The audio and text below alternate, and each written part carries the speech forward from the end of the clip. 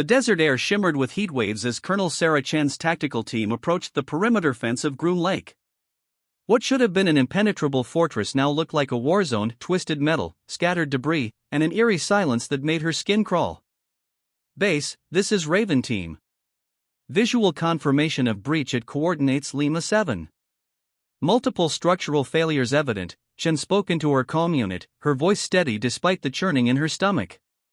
Static crackled back. Copy, Raven Team. Remember, containment is priority 1. These assets cannot reach populated areas. Assets. Chen grimaced at the clinical term. 48 hours ago, 17 beings classified as extraterrestrial entities had simultaneously broken free from their holding cells in sublevel 12. The official briefing had been sparse: hostile aliens, advanced technology, immediate threat to national security. But as Chen studied the wreckage before her, something felt wrong. The destruction was too precise, too surgical. If these beings were truly hostile, why hadn't they simply obliterated everything in their path? Sergeant Rodriguez emerged from the shadows of a collapsed guard tower, his face pale. "Colonel, you need to see this." Chen followed him through the maze of debris into what remained of the main facility. Emergency lighting cast dancing shadows on the walls, and the air hummed with residual energy that made her teeth ache. Rodriguez led her to a blast door hanging off its hinges. "This was one of the containment cells," he said, gesturing inside. "But look at this." The interior wasn't the sterile prison cell Chen had expected.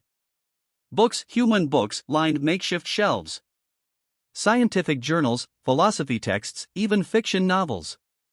A desk held papers covered in elegant equations that seemed to blend human mathematics with something far more complex. "Sir, we found this too." Rodriguez handed her a photograph. A group of humans and beings with elongated limbs and large, dark eyes standing together, smiling. The humans wore lab coats from the 1960s. Chen's blood ran cold. "Base, we need clarification on the nature of these assets."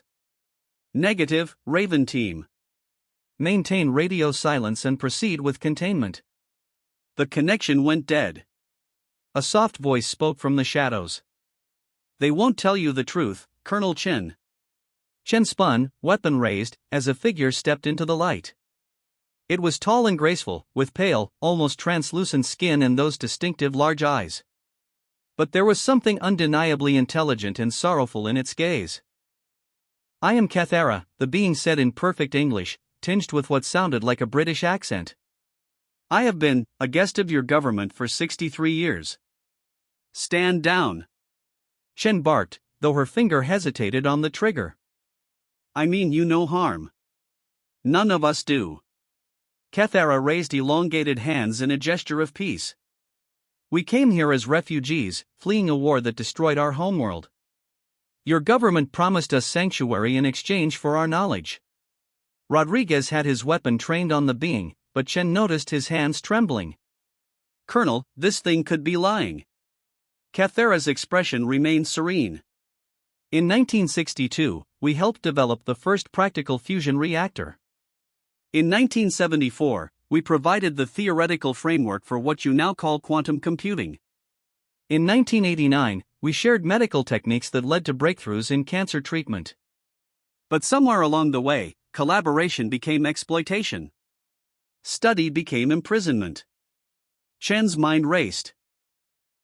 The timeline matched too many classified developments, too many sudden technological leaps that had propelled human advancement. "If you're refugees, why break out now? Why the violence?" "Because they were going to dissect us," another voice said. A second being emerged from the shadows, this one bearing visible scars along its neck and arms. "One by one, they decided our living knowledge was less valuable than our anatomy." "Base, this is Raven Team requesting immediate clarification on." "Communications are being jammed," Cathara said gently. "By your own people. They cannot risk you learning what we have to tell." Chen lowered her weapon slightly. "Then tell me. The war that destroyed our world, we didn't flee from external enemies. We fled from ourselves. Our species split into factions. Those who believed in cooperation with younger races, and those who believed in dominion over them. We are the cooperative faction. The others? Cathara paused, its large eyes reflecting the emergency lighting. The others have been coming to Earth for decades, masquerading as us. Your government knows this. They've been preparing for an invasion by using our knowledge to build defenses, but they decided we were expendable in that equation. Rodriguez stepped forward. You're saying there are two groups of aliens? The Dominion faction sees Earth as a resource to be harvested. We see it as a world to be protected. Your leaders have played both sides, taking our gifts while preparing to sacrifice us when the time comes. A distant rumble echoed through the facility. Chen's tactical training kicked in, helicopters, multiple aircraft, approaching fast. They're coming to clean up, Cathara said. To eliminate the evidence. Including you, Colonel Chen. You've seen too much.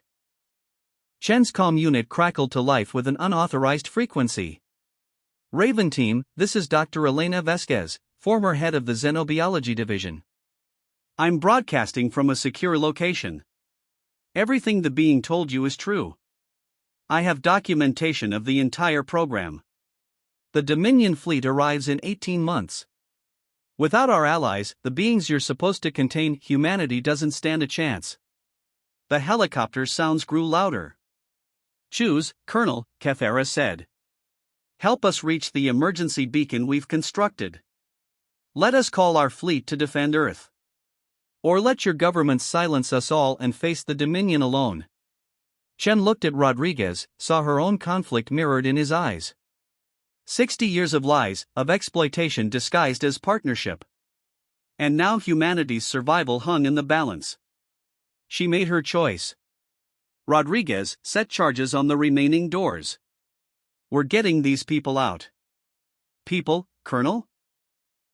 Chen looked at Cathara, seeing not an alien prisoner, but a refugee who had been betrayed by those sworn to protect him. Yeah. People. As they moved deeper into the facility to free the remaining beings, Chen couldn't help but wonder, in a universe full of species capable of both cooperation and conquest, which side was humanity really on? The answer, she realized, was about to determine the fate of two worlds.